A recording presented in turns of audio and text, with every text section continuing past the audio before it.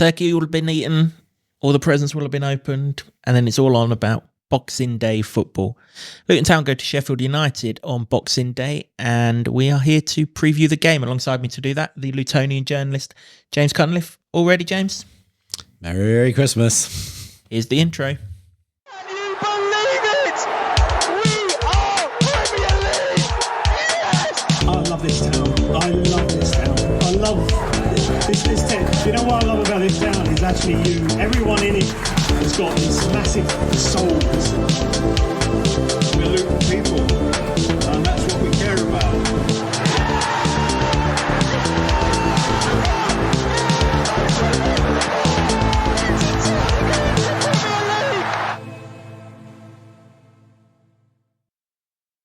Welcome along to another episode of the Luton Town Supporters Trust podcast, the preview episode to Sheffield United away.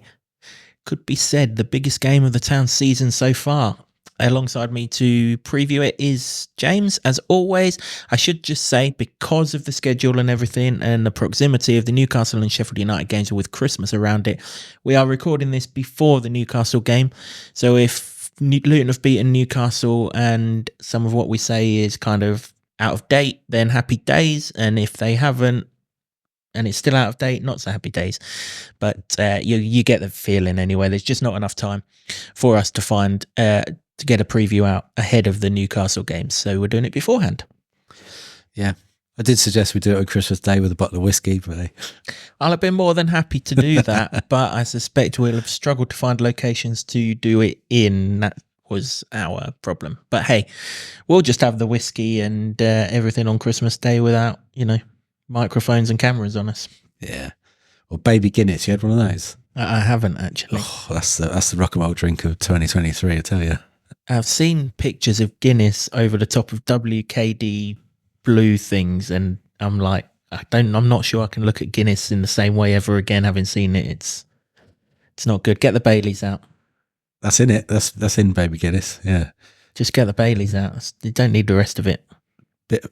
Well, Bailey's rubbish, but Bailey's Auntie Maria makes a Baby Guinness, and that's a drink of champions. There you go. Just don't do it before or on the way back from Sheffield United. There's your festive cocktail. Sheffield United then. Worst team in the league at the time of recording. Probably will be the worst team in the league at the time that people watch this, because they're at Aston Villa on Friday night, and no one gets much joy from Aston Villa. We know a lot about this mob. Followed them up last season. I still think 5 games more and we'd have swapped places with them. Was convinced of it all of last season. I'm still convinced. It's a different Sheffield United now, though, isn't it? Because they've gone back to the bloke who was taking them out of the Premier League the first time around when they sacked him to bring Heckingbottom in. That's Chris Wilder, who since then has brought a bunch of mercenaries to Kenilworth Road in Watford shirts and been seen off. And who knows? Hopefully we get the same outcome on Saturday. Obviously, this is the first time we go to Bramall Lane since March, when Carlton Morris got in front of the goalkeeper and tapped in a 1-0 victory. And, I think we're all hoping for much of the same. Yeah, got to be, really. You've got to beat the teams around you, and they're at the bottom. So if they're getting pumped 8-0 by good teams and then 5-0 by Burnley, and then hopefully you can go up there and do a job as well. Absolutely right. Yeah. Regardless of whether we've beaten Newcastle or not, this is a must-win game of football, right?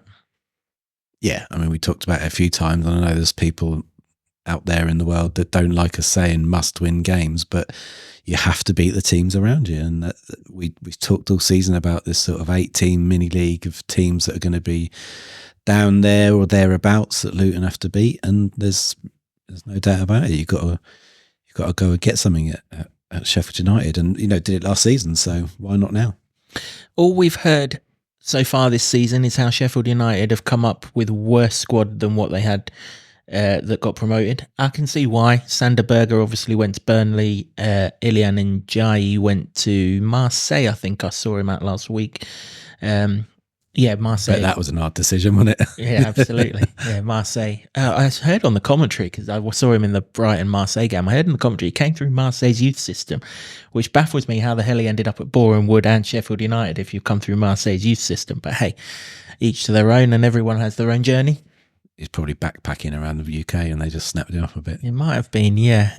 But I'm mighty glad he's not there because, he's caused us a few problems in the past. Not really anyone else at Sheffield United that have done. I know McBurney scored the goal down here, but take his elbows out of the equation and there isn't much to him. And Rhian Brewster, I know this is going to come back to haunt me, but my favourite bit of football all of last season was when he went down the right-hand side and put that cross in that nearly cleared the main stand. I was like...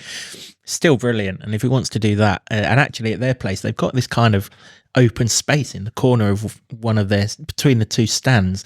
There's like an advertising board in, and there's like a triangle. And he nearly found that as well. And I was like, I'd love it if someone found that. And then 10 minutes later, he nearly did. But I mean, you had to be there to understand it. And hopefully he does it. He does it on Boxing Day.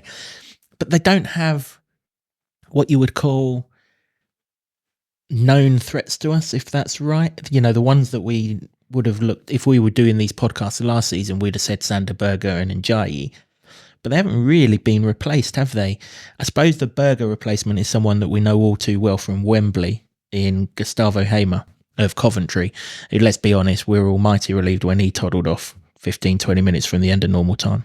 Yeah, the stormer at Wembley, didn't he? And don't let him shoot from 25 yards like he did. I mean, the positive is we haven't got Horvath in goal. Yeah,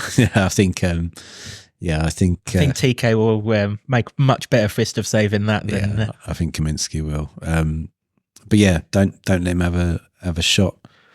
But he's a tidy little footballer, and you can see why they went after him and got him. And obviously since Coventry have gone on a bit of a downward spiral, haven't they, ever since that, which is a shame because they're a proper club. So, but yeah, he's at Sheffield United now, and I don't think I wouldn't say he's direct replacement for Sander Berger because he was a big, physical, rangy man, and I think Hamer's more technical, I would say, but he's got to come up against Ross Barkley, and by then, hopefully, Marv and Lokonga as well. So I don't think he'll relish that. No, we will come on to that potential Luton midfield shortly because it is a mouth-watering prospect. Two other threats in this side, though. One who was there last season but didn't really do a great deal in either game against us, James McAtee, well known to one member of the Luton squad, albeit one that's out on loan at Barnsley, his brother John, who plays for the town. But I remember last season, sort of towards the second half of it, he really came into his own, particularly in that FA Cup run. But then obviously couldn't play in the semi-final because he's on loan from Manchester City, as he is now. But he's a decent player, and obviously he scored the winner against Brentford the other week. Top bins. Yet another player who, when he appears on the right-hand side, all he's going to do is cut inside and do an Elise, Bamo, Silva, Almiron, all of this. So we're well versed in the test that he brings, but knowing what he brings and stopping it is another thing, but we do have to stop it.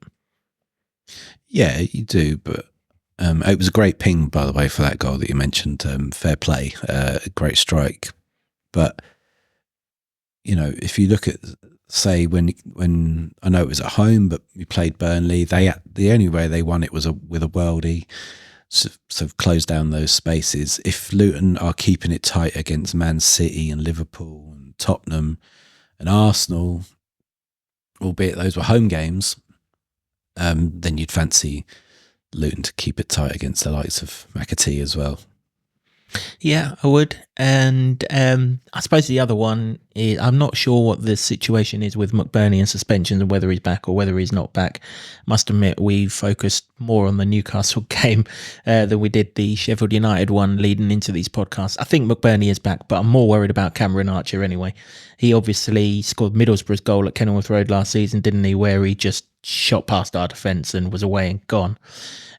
We have already mentioned, if you've listened to the Newcastle preview, similar with Callum Wilson, really, we'd be kind of happier with the pace we've got in the defence that we could deal with him better this time. Yeah, I think so. I mean, he's On a different day, he could have been lining up in a Luton shirt here, couldn't he? There was all sorts Yep. of rumours that Yeah. we were after him on loan, and definitely Luton wanted him, but the price tag was too high. 18 million they spent on him, and that's pretty much what Luton spent on their entire transfer budget in the summer. And really, they've done better, haven't they? So, kudos to the Luton recruitment side as per. So, but he's a good player. He was very good at Middlesbrough, but Middlesbrough are a very good team, a very good attack-minded team. And he thrived in that, and he's obviously not getting the same sort of opportunities in the Premier League. So on the one hand, while that may be a Sheffield United problem, it also makes you think, well, Luton were right not to even entertain trying to stump up the cash for him in this division. So nevertheless, he's a young player and he's quick, and from the goals, has he scored goals or is it singular? I think it's one. I think it is plural, but plural. not by many. Okay, so I've just seen the one. It was a well taken goal. So you saw the winner against Wolves, presumably. That's the one. Yeah. I think he scored against Everton earlier in the season as well, off the post. Yeah, well, everyone scored against Everton, didn't they? So they have. Yep. You've got to be wary of him. He is a good player, but I think Luton have got the tools to deal with it. Again, like the Newcastle game, it will be very much how the defence are prepped for it and planning for it, and it's still going to be a tricky situation for them because Lockyer's not around, and leadership qualities as well. I know we'll come up to the lineup, but the one thing with Mads coming back is he used to be the captain of Barnsley as well, so you'll get leadership there if and when he plays. But the rest of them are quite young, and obviously not inexperienced, say in the likes of Osho, who's had a wonderful season last season, but inexperienced in Premier League terms. I know Lockyer was as well. That's obvious, but young players who might need a bit of guidance. So it'd be interesting to see how that pans out. Yeah, we didn't really cover it in the Newcastle preview, did we? Who would be captain in the absence of Tom Lockyer? I mean, usually it's Carlton Morris, but we're not convinced he's going to start the game. Marvellous obviously can't play against Newcastle, so maybe someone like Amari Bell, perhaps. He's probably the most senior one amongst them, unless they give it to a Barkley or a Townsend. But you suspect that they're more players that can show that without the captain's armband than the necessity of it. So it'll be interesting to see who comes out first for Luton in these two games. That's for sure. Just before we focus on Luton, Chris Wilder as a manager, firstly, you surprised they went back to him? No, they've obviously seen what happened at Luton in the Championship after Graham Jones and thought, we'll have a bit of that. We'll go for the old manager that did so well for us. Except it's not looking good, is it? They were talking of Burnley, and no team has stayed up with the amount of points they've got after this many games. And Sheffield United are worse off than them, so really he's going to have to pull off the great escape on steroids. Yeah, that's it. Nathan Jones, they look back to, not Graham Jones. James is still in Newcastle thinking mode, and why not? They knew what I was talking about. They know that. Jones. They didn't know that, but there's too many Joneses. That's for sure. Wilder, when he was in the lower leagues, his Oxford team played really nice football against us in the conference. Obviously, that night that Keith Keane scored that corner was fantastic. We'll all remember that. His Northampton team that won the League Two season, the season that John Still got sacked, that was a bloody good team. But really, the further he's gone up, he kind of, apart from that one season at Sheffield United where their first season in the Premier League, where they kind of surprised everyone with how they played. After that, really, he hasn't really done much since then, has he? It's just, if you're going to sack someone, you'd have thought they'd have gone for someone massively proven at the level, and I'm not sure he is.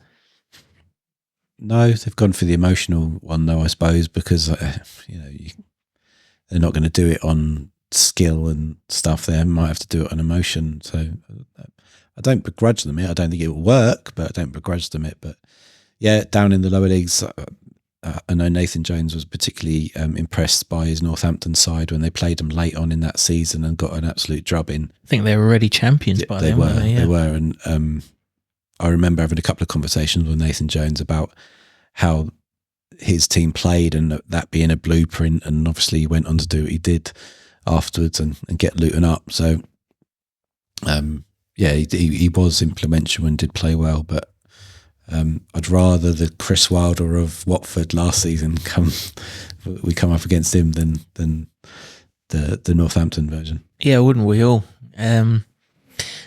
Many have tried to get that bunch of mercenaries playing football, and well, no one's done it yet. That Northampton team, they did a free kick in the home game that season. It still blows my mind now. It made that Dutch free kick in the World Cup look positively average. Hopefully we don't get none of them on Boxing Day, that's for sure. Let's turn the attention to Luton then, James. We're hopeful that the back five will be as was against Newcastle. However, if Issa Kabore gets booked against Newcastle, he won't be playing in this game because he's on 4 yellow cards going into the Newcastle game. So that's something that we need to look out for in that Newcastle game. But hopefully the back five are as one. And well, most of them will know how to keep this Sheffield United side out, because most of them, with the exception of Lockyer, played here last season. Yeah, and a famous 1-0, that'd be great. If the clean sheet hasn't come against Newcastle already, again, we're recording this beforehand because of it's Christmas. That'd be nice. They have got that experience and they are a physical team, Sheffield United, and I think Luton relish that if that's going to be the case. What they've had to come to terms with, and they've done it really well, is against very technical teams that can make changes on the hoof as they're playing, the elite teams. They've done that very well. So I don't think there's anything to be scared of, with all due respect to Sheffield United. But one thing we will have on Boxing Day is a nice little Christmas present from Santa is 3 top draw midfielders available. How do they get into the same side? I think you play Marv where he plays best. You move Ross Barkley up a little bit higher, so he's more of a 10. And Lokonga plays in that pivot role as well, I guess. So there's a bit of protection and more freedom where Barkley may not necessarily have to be box to box in the sense of getting all the way back to Luton's own 18-yard line. I'd like it that way because he's playing with such freedom at the moment. You give him a bit more, then who knows what he could do if he's doing that against Man City and Arsenal. I saw a tweet today that said Declan Rice was the man of match against Luton. I don't know what game they were watching there because it was Ross Barkley all day long. He bossed those multi-million-pound midfielders all evening, and that's got to be the prospect. I assumed it was when they got Lokonga on board and Edwards started talking about the double pivot and how that would work. I quizzed him a couple of times and he was a bit coy about it, as it's fair enough because he's trying not to give all the secrets away, isn't he? But that would be what I suspect would happen. So does that come at the absence of a centre-back, or does that come as one of the front three dropping out and playing a front two? I think against Sheffield United, you could play 4 at the back, couldn't you? I've been not scared of that whatsoever. I think it's very worth trying. Yeah, I would agree. I mean, if you've got a back 4 and 2 sat in front of them, that's got to be enough. And you don't need effectively 7 players sat back. I know the fullbacks will go forward, but that feels like a lot in any game, let alone away to Sheffield United, who, like you say, they've shipped goals left, right and centre. I mean, if you're not going to go and get a few goals in this game, chances are you're not scoring very often. That's no disrespect, but Burnley 5, Arsenal 5, Newcastle 8. I think a couple of others have filled their boots against them as well. I suppose that was all against Heckingbottom. Heckingbottom, yeah. Wilder will come in and tighten them up. He's shown the first result he got, that they were a lot more competitive, and he'll do that. That's the emotional aspect of what I guess they're hoping to achieve, but it's whether he's got the talents to then unpick teams in the Premier League to get the amount of points that they will obviously need to try and survive. I mean, I'm not talking like Luton as out there and free and easy, and they're in the relegation zone as well, Luton, but I fancy their chances a hell of a lot more. Yeah, I think we all do. Rightly so. So we're sticking kind of with the front three.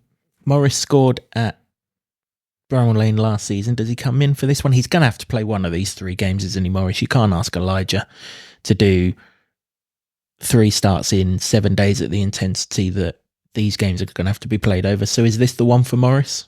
You said it's a physical game, didn't you? Carlton loves a physical battle, so maybe it is the one. Nothing against Elijah. Hopefully Elijah's filled his boots against Newcastle. But ultimately, 3 Premier League games in 7 days is a tough ask. It is, and I know we've just talked about the midfield and how you play that, but there could also be the option of not playing that in this one as much as I really, really want to see it, and playing 2 of them up front. Why not? Well, they linked up perfectly well last season, didn't they? It was Eli who done his fancy moves down the right-hand side, got a lovely nutmegged someone, can't remember who it was he nutmegged, but he nutmegged someone.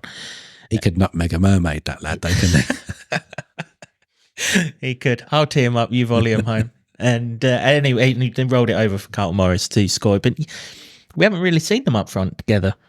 Probably since, well, I wouldn't even like to suggest Burnley. Would that have been the last time we saw them up front together? One's replaced the other recently, haven't they? Yeah, potentially. I mean, we haven't seen enough of Wilder's side and what he's trying to do yet to understand the system he'll play, but generally plays the same one though, doesn't he? Yeah, maybe it'll be more of a championship style affair, and if that's the case, I fancy those 2 to make more of an impact than anyone on the Sheffield United side. There are an awful lot of Sheffield United players who are booking away from missing this game. I'm not even going to try and pronounce the Bosnian centre-half because I'll make an absolute balls up of that. But he's one. Bogle, the right wing-back, he's another one. And I think they've got Hamer. I think Hamer's on 4 bookings. So if he wants to get booked at Villa Park on Friday night, whoever the referee is for that game, here's your man. Give him a yellow card, because we saw more than enough of him at Wembley, and I'd be more than happy not to see any of him on Boxing Day. Is McBurney not one of them? I've not looked at the stats. He's just got a face that looks like he's a walking yellow card. McBurney's got more cards than Moonpig at this time of year. It's that's how many cards he's got, but he tends to get them in red variety rather than the yellow one. Apparently he's not on 4 yellow cards, or if he is, he wasn't included in a list that I saw. Because it's the list, it always comes out now, doesn't it? Who's going to miss Christmas by getting booked? It's kind of this. It's what I call the Steve Howard list of footballers, because he always got himself sent off prior to the Christmas period, didn't he? And Burnley looks like he's always been on the naughty list. He does, yeah. Well, with his elbows, the way he was swinging them around in that game against Burnley, you're not really surprised, are you? Yeah, so they might be missing some players as well. But even if they're not, I still think this might be the game to get Chio up against Bogle on that right-hand side, because every time I've seen Bogle, and I saw him for Derby against us a few times as well, he looks erratic as a defender to me. He looks like he flies, or obviously he's erratic if he's got that many yellow cards already. But there's him and the Bosnian down that right-hand side. So the Bosnian guy is the right centre-back and Bogle's the right wing-back. So if we can get Chio going, he's going to get fouled. We're going to get free kicks, and well, we know what we can do from there. Yeah, that's the power of what Chio brings. If we can get him on the pitch and get him playing in that way, and the benefit, obviously, at the moment, Luton are absolutely flying with set pieces. Largely corners at the moment, but you give them a decent placed free kick, which I don't think I've seen too many of, actually, to be fair. You know, the sort of 20 yards out. Well, we don't get fouls off these referees, do we? No. But if you can, then if you can do that from a corner, you've got more of the pitch to aim at from there, with maybe an in-swinging cross or something like that. And the way that, say, Elijah's playing at the moment, you hang the ball up in the air for him and you fancy him against anyone. Yeah, you would. Osho as well. Obviously got on the end of corner against Arsenal. That's good. We should actually mention the referee, shouldn't we? It's the first black referee since Uriah Rennie, I believe, going back nearly 15 years, who's going to take charge of this game. Obviously, it's his first Premier League game. Big day for him. Everything for the team that's going to be playing in blue, please, mate. Yeah. It's good for the league, and it's good for refereeing and diversity. It's amazing that it's been that long since Uriah Rennie. He was just seemed a permanent fixture of Premier League, and hopefully that carries on, and there's more of that. You need more referees with more experience, and the ones that we've got so far we haven't been happy with at all, really. So if he's done well enough to get promoted, then fair play to him, and I hope he has an absolutely anonymous game, as all referees should. Yeah, it's probably a good time for him to get a first Premier League game, because there is no way in this world he can be any worse than the other clowns that are already there. So, best of luck to you. And as I say, if you want to be an awayer rather than a homer, we will be more than grateful for that. That's for sure. Any other areas that you think we can hit this Sheffield United side? I'm just thinking back to last season. We very much played a we will not lose and we will nick one on the break, win 1-0 away from home, very much Rob Edwards' style of planning the Championship. Is that how you see it going? Or do we need to be more on the front foot in light of the games that we've had recently and how important this game is? Well, the Bournemouth first half was the blueprint we all want to see away from home. I think we've got home performances down pat, really. Not the results we've wanted for sure, but that's a given, and we've seen that what we want to see from that. Away has been a bit too passive until they got to the vitality, and obviously the game didn't complete, and so it doesn't count, but the first half was more like it from Luton. So it's a bit of that. Yeah, it was. I thought it was the best 45 minutes away from home we've produced this season, and I would include the first half against Everton in that. We did have to ride our luck for the first 20 minutes against Everton. Thankfully, their radar was off because shots were flying here, there and everywhere apart from goal, whereas Bournemouth didn't really get a look in. They put a load of balls in our box, but hey, more the merrier when it comes to that. That's meat and drink to, as it was at the time, Tommy and Mengi, and would be for Osho and Mengi in this game. I'd like to see us a bit more on the front foot. I suppose naturally that's going to happen if we do play this double pivot with Barkley further forward. I know you said that we might save it, and you're right, we could save it for Chelsea, couldn't we? But I would like to see it here. I would just want to see it, really. It's a long way. It's a fairly long way to go, Sheffield, on Boxing Day. It'd be nice to see it. Yeah, I definitely want to see it. We've been talking this up for weeks now, really, haven't we? And we probably if someone from Newcastle injures one of these and puts it's going to absolutely ruin Christmas. Come on, Newcastle, play the game. Yeah. Please don't do that. No, definitely, please don't do that. Please don't do that. Don't, just because your players are all injured, don't do that. It's a very exciting prospect.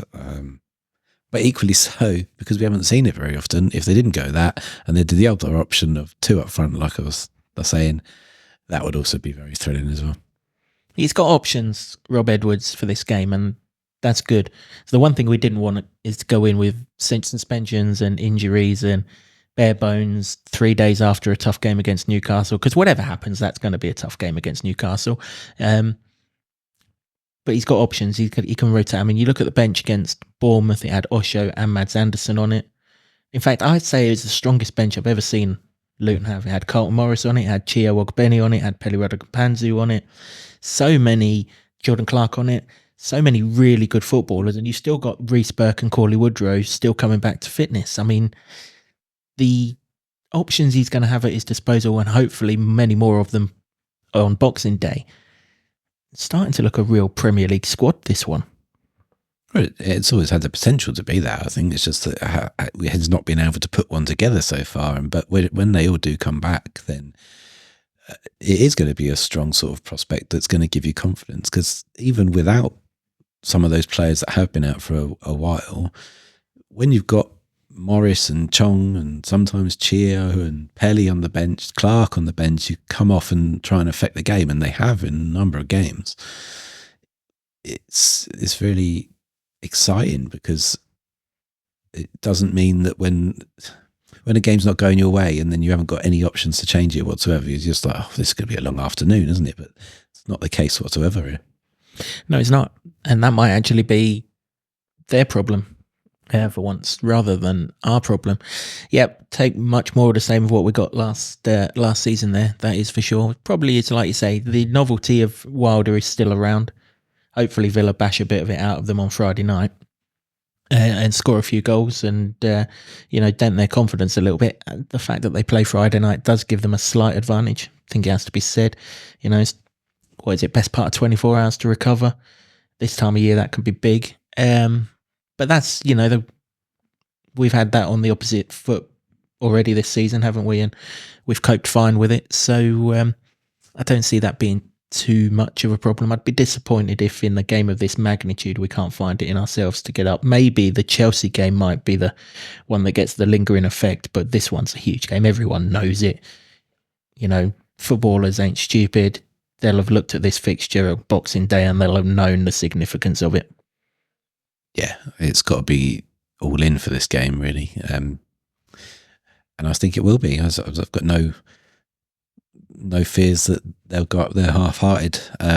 Particularly, we're recording this before the Newcastle game, so we'll see then on how the Lockyer situation has affected them. But you would imagine siege mentality stuff, really, and you go up there with that in mind, and that's perfect for Luton anyway. Yeah, it really is. And obviously the Newcastle game, once that's been played, the minds will get stronger towards football, wouldn't it? We've kind of got through that first sort of back in the office, sort of back on the horse kind of thing.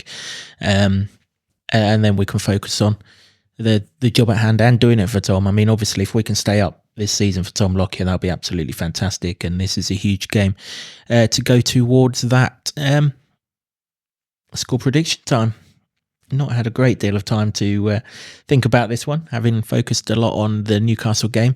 But Sheffield United against Luton, it would have been the halfway mark of the season, wouldn't it? But obviously the Bournemouth game being abandoned means we've got one more game to go on top of that. But they are the last team that we play. Well, that we play, if you say that we've already played Bournemouth. They are the last team that we play. So how do you see Sheffield United against Luton going? A good old-fashioned 1-0. As much as I want to see a 5-0, 1-0 will be a treat as well. Yep, that's exactly what I'm going as well. Very much along similar lines to last season, really. I think this is a game that we have to say the first goal is going to be massive because their goalkeeper has a huge tendency to get cramp whenever they're leading, and we don't need none of that shite going on Tuesday. If we can get that first goal, he's going to have so much adrenaline going through his body, he won't even think of cramp, will he? He'll turn into sort of fast forward mode. So that'll be important. I agree with you. I really do think that a clean sheet can come here. I mean, if they couldn't score against us last year, the odds would suggest that they're no better to score against us this year. We've definitely got someone in goal that I'd rely on an awful lot more than what we had last year as well. And I've got to be honest, I mean, I was at the game. I can't really think of a period in that game, bearing in mind that they were going for promotion at the time. They were second in the league. I didn't really come away from there thinking, Jesus Christ, we rode our luck there, because we didn't really. I mean, even the shots that they had when we were 1-0 up, finished halfway up the stand and things, Horvath made a really good save right at the end with his feet. But apart from that, didn't really create a great deal. And if we can contain them, shut the crowd up, half an hour or so or whatever, and start playing the football that we played at Bournemouth, I think we can win this game. I don't think it's going to be a classic. I think it's going to be similar lines to that Crystal Palace game, which was atrocious in the first half. And then you realise you're not really up against much and you kind of get a bit better in the second half. But I don't think they've got an Elise to do what Elise did. So, 1-0 Town for me as well. 2 wins in succession I'm hoping for, and that would make everyone's Christmas. Yeah, absolutely. And it will kickstart the new year and the second half of the season, where we were expecting to we're expecting to get better throughout. Luton have, the results haven't, but maybe 2024 is the year. Indeed so. Yeah, that is it for this episode of the podcast. Both myself and James are going for a Luton win. What are you going for? Let us know in the comments. This time we will be doing a full review of this game, and hopefully we're reviewing a much needed and important Luton win. Give us your score predictions. If anyone gets it right, we'll give you a shout out in the review show. That is it for this podcast. James, thanks very much for your company for this. Thanks to you for watching and listening. We hope that you've had or are having a good Christmas, depending on when you watch this. And if you've got a ticket to Bramall Lane, be loud and proud. There's going to be 2,500 of us or whatever there is, but the boys need all of our support, as always, particularly in this game. Huge game of football. Our thanks all, as always, to the Hightown Club for staging this podcast, to Sean Grant and the Wolfgang for the intro music, and to Ed Smith Creative for all of the designs that you see on set. Hit that subscribe button if you haven't already. You'll find out exactly when our future podcasts drop. Again, they're coming at you quite erratic next week because of the way that the schedule's dropped. But until next time, have a good Christmas if you're watching this before Christmas Day, and come on, you Hatters.